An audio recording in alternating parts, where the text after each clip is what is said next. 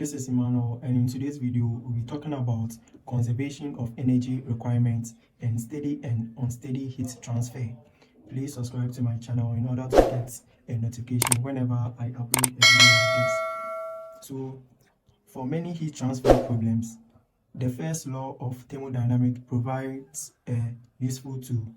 In applying the first law, we need to do two things. First of all, we have to identify the control volume, and secondly, we have to specify an appropriate time base. So what is a control volume? This is a region of space bounded by a control surface through which energy and matter may pass. Then secondly, you specify the appropriate time bases. This appropriate time base can be done in two ways. First, it can be done at an instant, and secondly, it can be done over any time interval. So let's take them one by one. So at an instant, there must be a balance between all energy rates. So this analysis is being done on rates, so it's rates based. So that is what is being illustrated over here.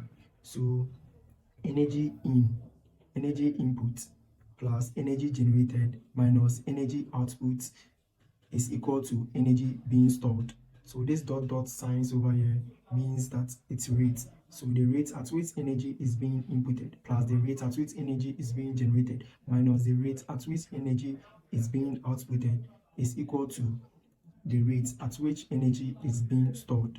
And the second way is over any time interval. There must be a balance between the amount of all energy changes. So that one too is also illustrated over here. So the energy input plus the energy generated minus the energy output should be equal to the change in energy stored. So we have a special case over here. In this special case, the control volume include no mass or volume, and the above equation will be no longer relevant, and it is only necessary to deal with the surface phenomena. So in this formula, energy input and energy output are surface phenomena, but energy generated and energy stored are both volumetric phenomena. So in this special case, we are saying there is no mass or volume, so automatically the energy generated part of the equation and the energy stored part of the equation will be equal to 0, leaving us with this formula: energy input minus energy output is equal to 0. Then we come to steady and unsteady heat transfer. So let's deal first with steady heat transfer, which is also known as stable heat transfer. So in this heat transfer, temperature at each point of the system remains constant in the course of time. So with time, temperature does not change. It's a constant value. It is a function of only space coordinates. So it's a function of only space coordinates in the direction of x, y, and z.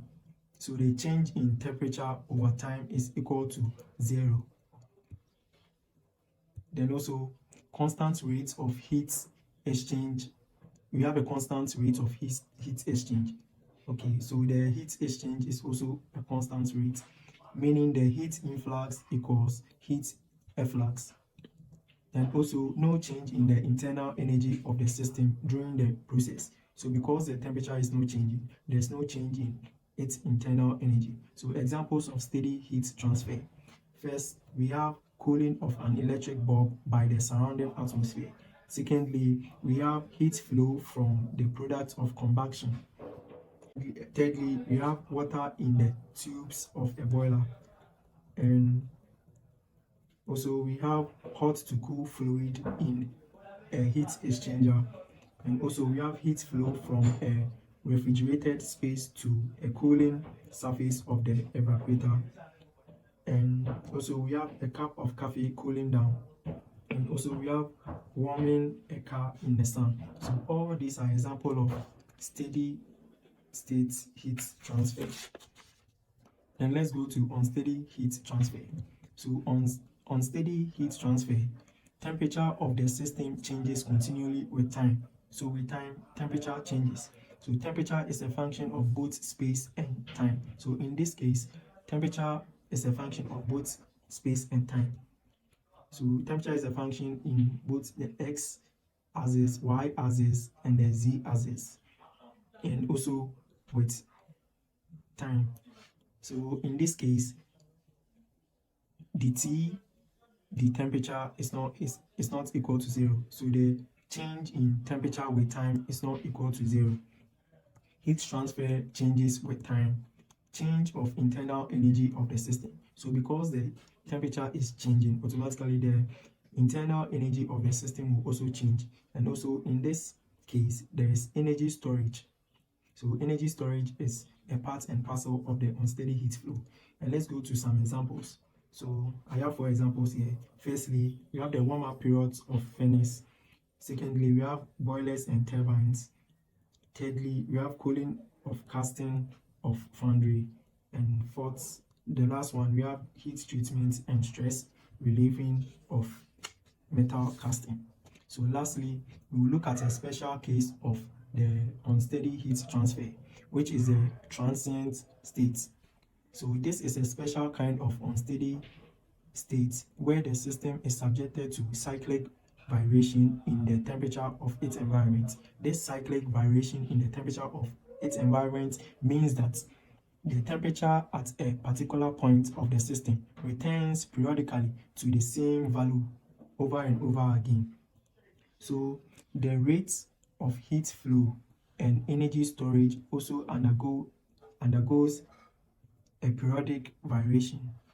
So this for the transient state. An example of this transient state is heating or cooling of the water of an IC engine, and also heating or cooling of the walls of a building during the 24-hour cycle of the day. Thank you for watching this video.